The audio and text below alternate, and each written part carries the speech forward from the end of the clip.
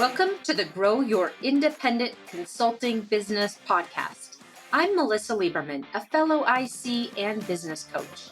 On this podcast, I teach you to become a consistently booked independent consultant without becoming a pushy salesperson or working 24/7. If I can do it, you can too. Listen on to find out how. Welcome to this week's episode, number 106. We're here today to talk about making more money in your consulting business. And one of the ways that I find to be often overlooked for independent consultants is selling follow-on consulting work. I'm not talking about extending your current engagement.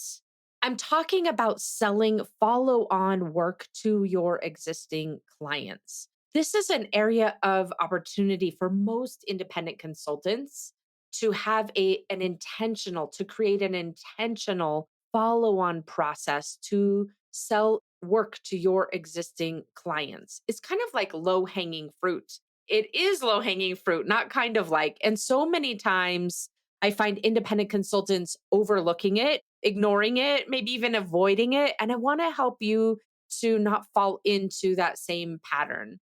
So that's what we're going to focus on today so that you can make making more money in your business easier for you. We all want that, don't we? Okay, so that's our focus is selling follow-on consulting work to your existing clients. And we're going to walk through what that really means. And I'm going to share some strategies with you to make that happen. And then ultimately give you a specific tool that will help you put this into place. This topic came about because there's been several clients in the last couple of weeks that have really been focused on, winding down an existing client and thinking about what they're going to do next. And it's really important because a lot of times I find that we don't have an intentional plan. We don't have an intentional plan about what we want to do with our existing client unless maybe they ask us if or recommend even that we stay on for another type of a project. And identifying those opportunities ourselves and taking command of the situation. We also lose the opportunity to decide very specifically, that we don't want to work with that given client anymore for whatever reason, and taking action in our business in a more decisive way. So that's what I really want to focus in on today. It's not a topic that's talked about as frequently as other things like selling new business. And I find that having an intentional, really well laid out plan to qualify and sell follow on work can be a tremendous revenue generator and fulfillment generator for your business. So I want to walk you through the formula for that today so that you're not falling into the same trap that so many independent consultants are and overlooking this really important aspect of your sales process. Before we dive in, though, I want to point you to a complimentary resource for today's episode. It's called the Independent Consultants Pricing Scorecard.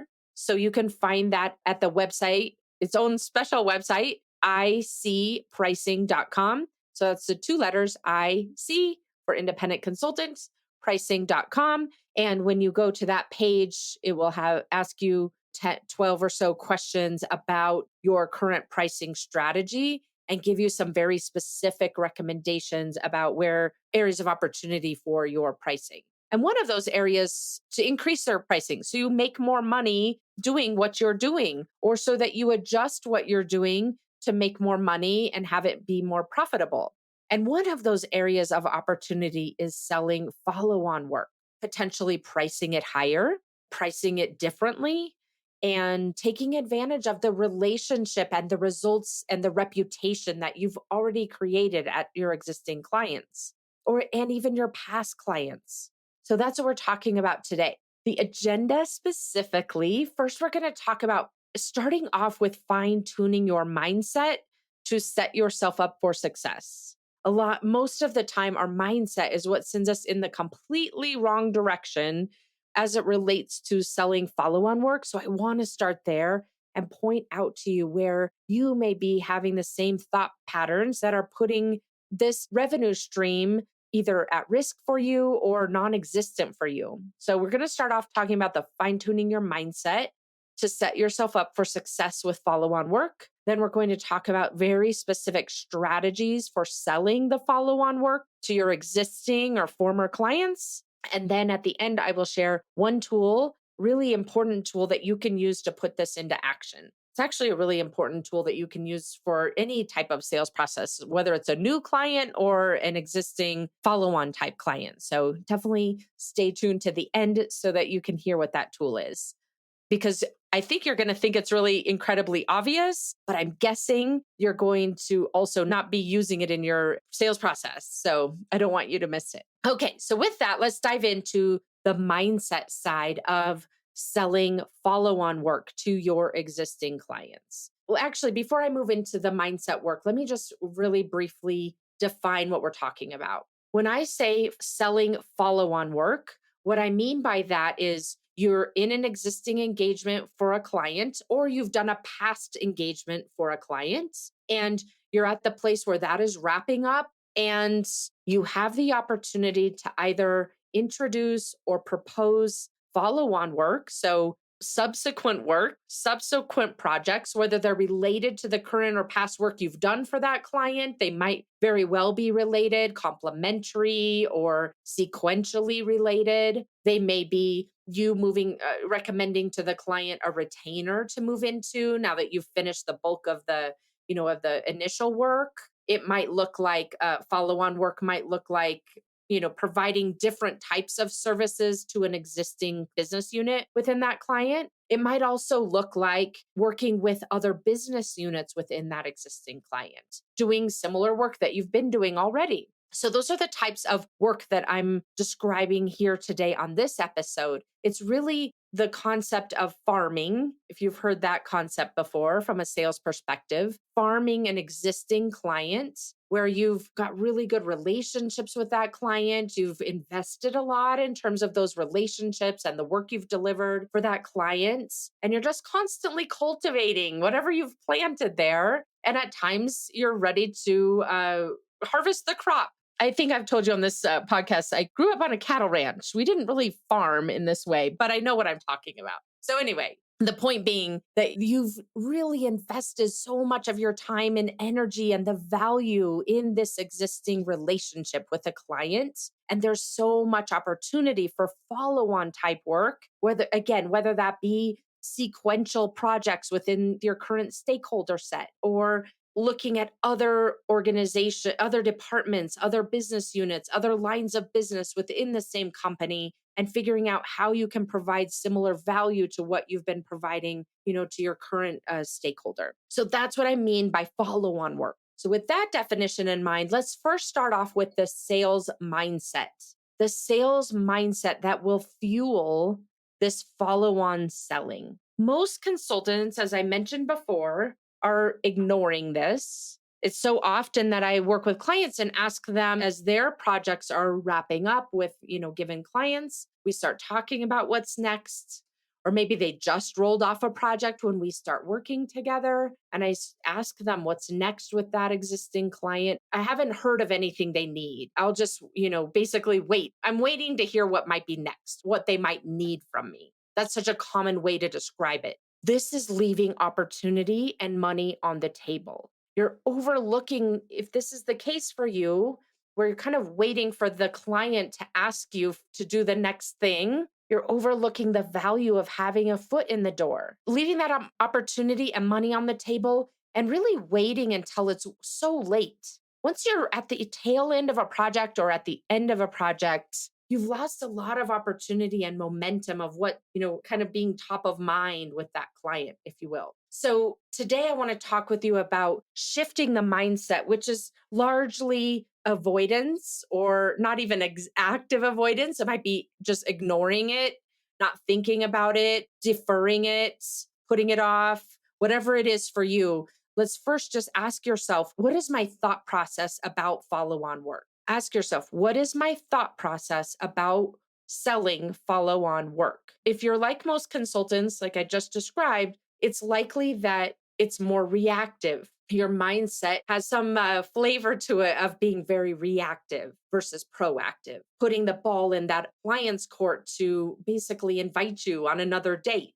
And so today I want to encourage you to think about follow on work and what a more effective sales mindset would be for you to fuel that follow on work. If it's not complacent, if it's not reactive, if it's not, I want to wait and see if they valued what I just did enough, to request that I stay and work on a different project, or introduce me to one of their colleagues in another business unit who needs similar work. The mindset that you want to be having as a business owner, as a successful independent consulting business owner, is thinking about what you are doing now for that client and what you will be doing for that client and what you've done for that client in the past as valuable. And if you're thinking about what you're doing as so valuable, it would be so hard to keep you kind of in your seat, not wanting to, from keeping you down from describing it to other people that you know that you could help, offering ideas to your existing client about what additional value that they can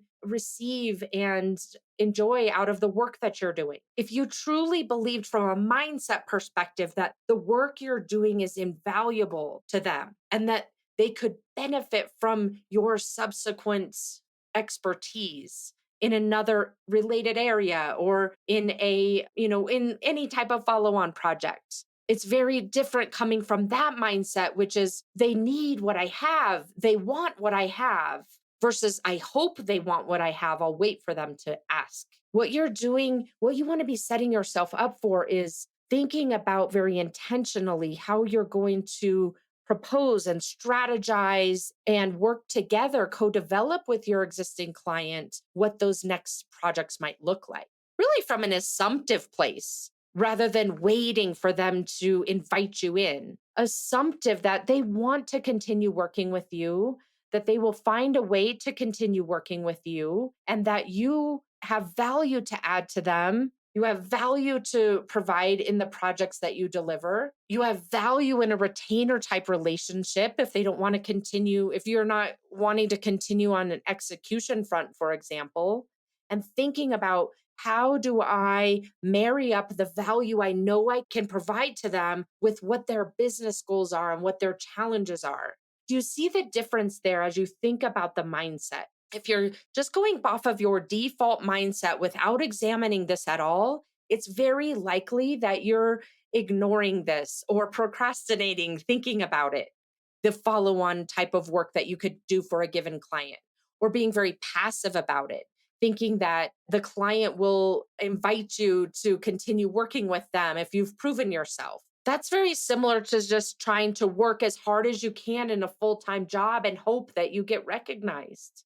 We all know that that's not the best way to get promoted. A lot of us do it that way, but that's not the best way to get promoted. And it's very similar in this case when you're selling follow on work, coming at it from the mindset of they definitely want to continue working with me, not waiting for the sign that they want to continue working with you, but thinking intentionally, I know that they would find value in continuing to work with me. And this is how I believe that I can best deliver the value to them. And let's figure out a strategy together to make that happen, whether it be phase two of a project that you've been working on, or a retainer, or an introduction to another business unit that has a similar problem that you solve. So that's the first step for you, is really becoming aware of your current mindset as it relates to follow-on work, very specifically, and then redirecting that on purpose to give yourself the benefit of the doubt, to continue offering value to the client and being open to them saying no,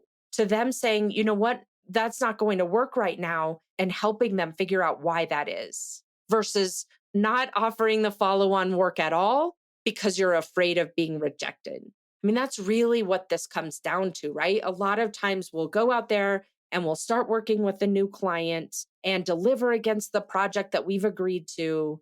And then we're worried that they're going to say no to a follow on type of engagement. And so we don't even broach the subject. I've definitely done that before in the past. And I work with so many clients who fall into that same trap. And you may be too. And that's why the first step of this process is so important, is really figuring out where you're at right now on the mindset spectrum, and then figuring out where you want to redirect so that you're giving yourself the benefit of the doubt and opening yourself up to thinking about and strategically offering follow on work, even if you know it's not a slam dunk that they'll agree to it.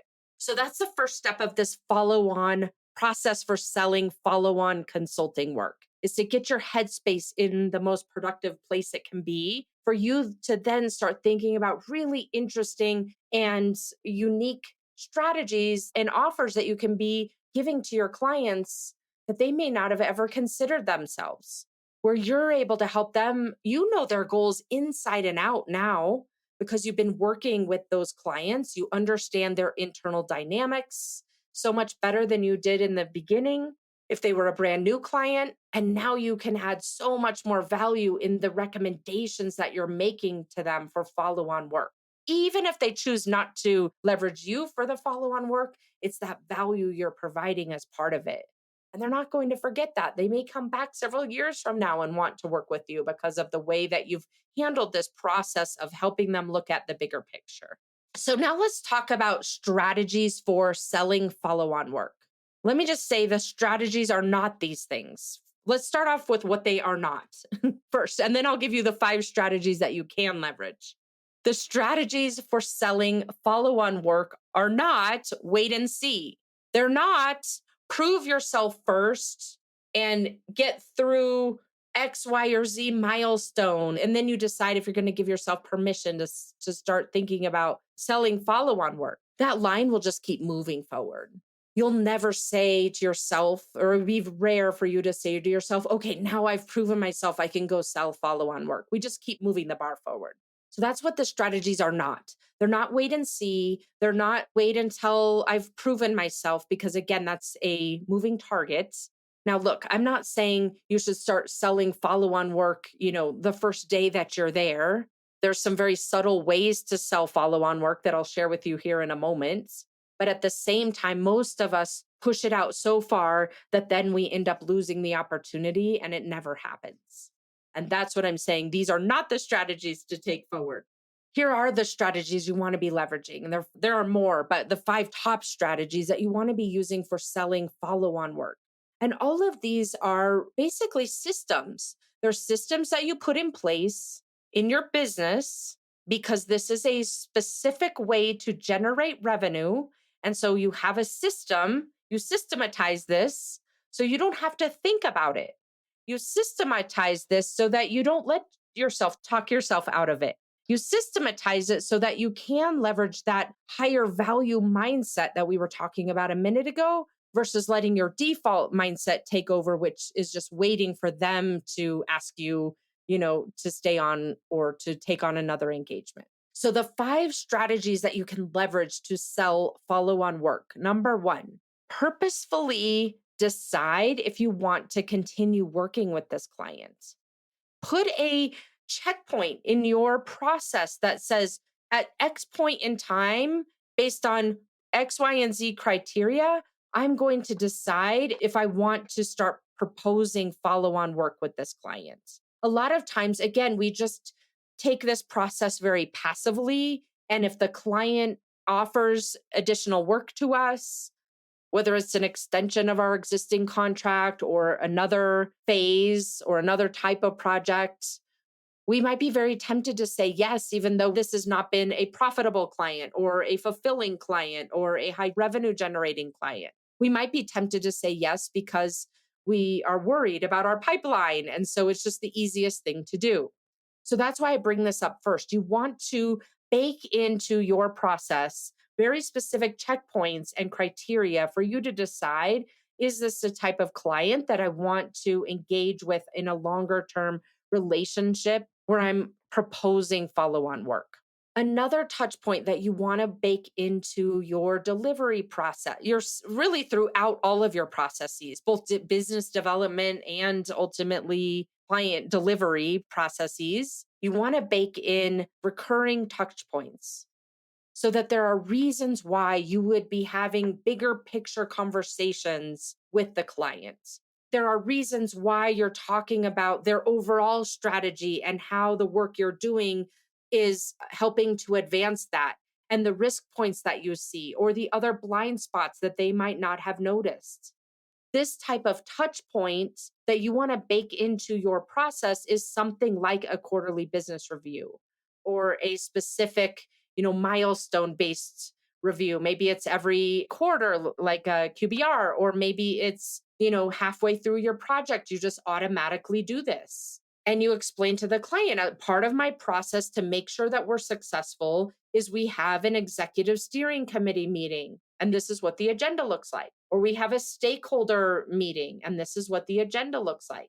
So again, you're getting in front of that client and helping them to zoom out and see the bigger picture about what it is that you're delivering, how it fits into their corporate goals, and help them to see the blind spots that you're seeing and start planting seeds for additional follow on work where there are opportunities that they need to address that are ignoring. And you're starting to plant the seeds and seeing what their reaction is to those issues that you're bringing up and seeing what's resonating with them and what isn't resonating with them.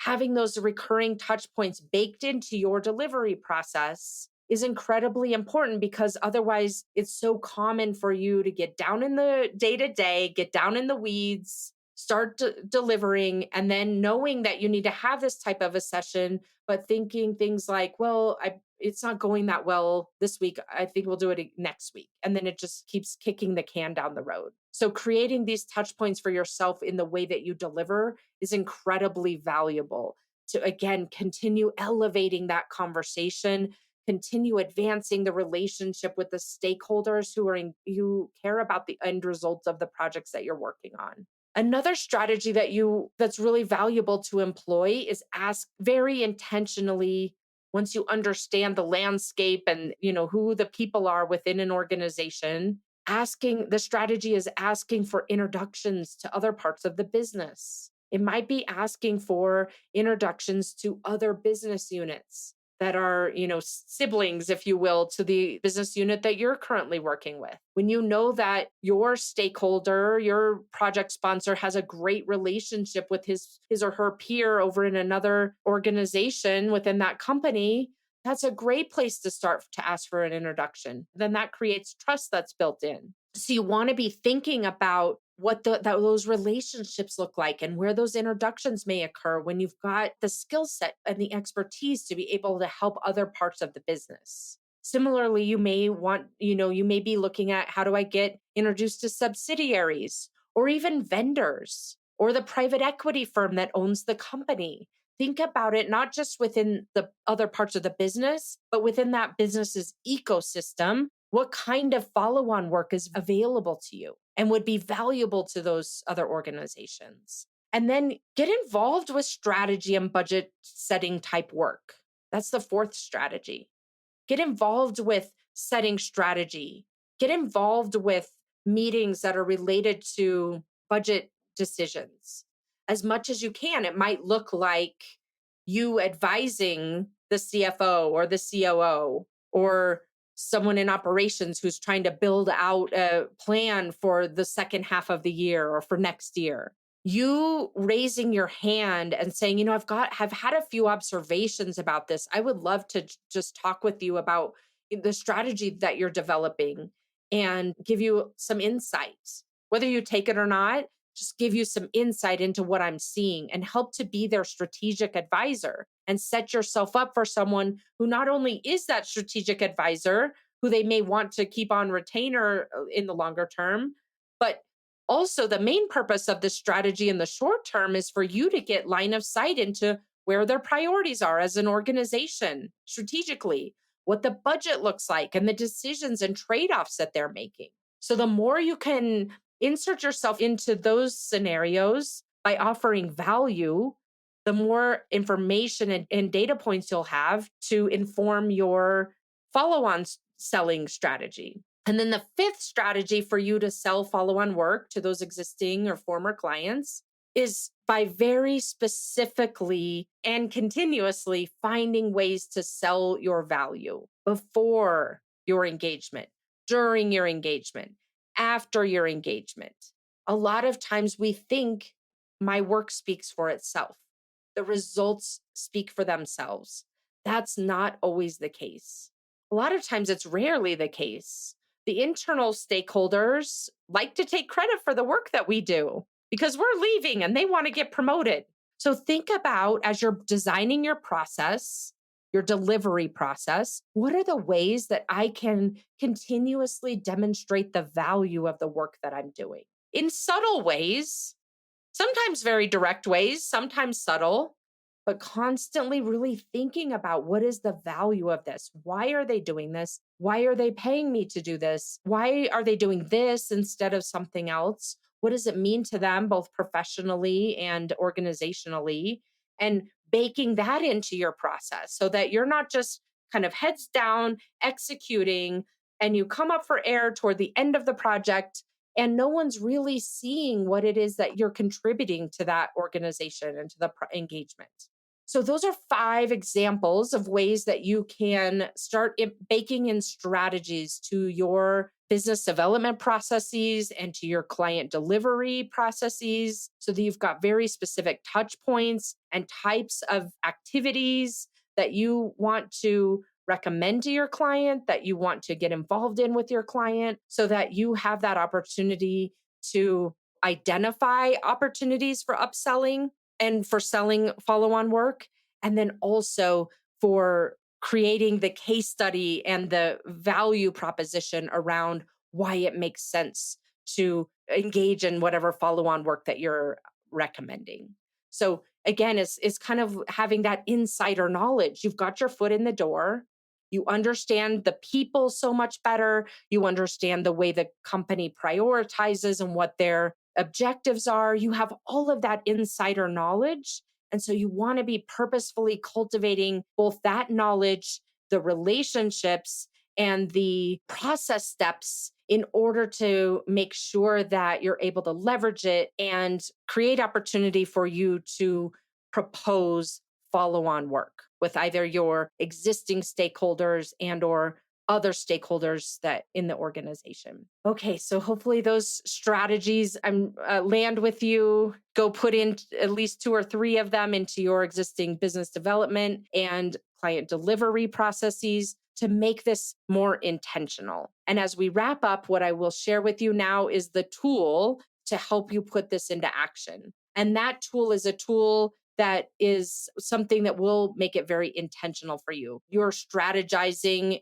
on selling follow on work, your touch points for selling follow on work, your cadence for selling follow on work. And that tool is creating an account plan. If you've ever been in a sales type of a role, or even a customer success management type of a role, or even operations, some kind of customer facing role, you are likely familiar with the concept of an account plan. Most of us have, as independent consultants, rarely, if ever, create something like this. And so think about it for you. This is a tool that you can use to really envelop or implement what I've shared with you today. And that is thinking very explicitly about your current clients.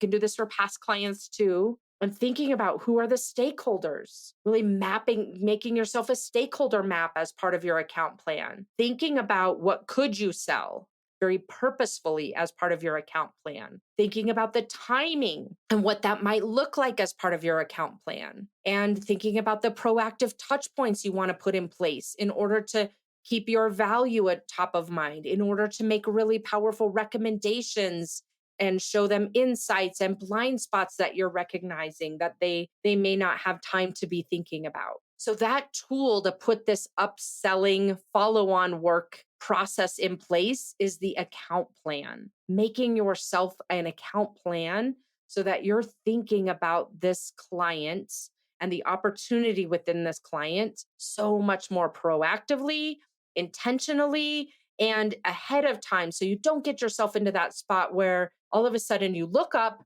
that engagement's about to end, you realize you are regretting that you haven't started talking about follow-on work weeks or months ago, and you feel like it's too late, and you end up rolling off and having to start over, finding a brand new client when there was so much opportunity for you at this existing client. So that's what I have for you today. Go start building out account plans for yourself so that you've got that strategic, intentional plan and can start putting that into action so you can make more money working with those existing clients who you love helping and making a bigger impact in their business. So that is what I have for you today. Don't forget to go take the IC pricing, the assessment at icpricing.com. And if you're interested in learning more about what it looks like to work with me as a private coach, you can go to my website, melissalieberman.com.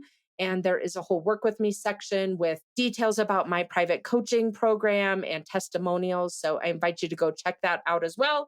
And if you're interested in talking about whether or not it would be a good fit for you, there's a button there where you can book a consultation with me and we can talk about it together and help you make a decision. All right, that's what I have for you today. Hopefully, this is something that you really is a good use of your time today. Make it a good use of your time by going and putting what we talked about, the 5 strategies and the account plan concept into action, and reach out if you need help. All right, have a good one. See you next week. Thanks for joining me this week on the Grow Your Independent Consulting Business podcast. If you liked today's episode, I have 3 quick next steps for you. First, click subscribe on Apple Podcasts or wherever you listen to make sure you don't miss future episodes. Next, leave me a review in your podcast app so other independent consultants can find and benefit too. And finally, to put the ideas from today's episode into action, head over to melissalieberman.com for the show notes and more resources to help you grow your consulting practice from your first few projects into a full-fledged business. See you next week.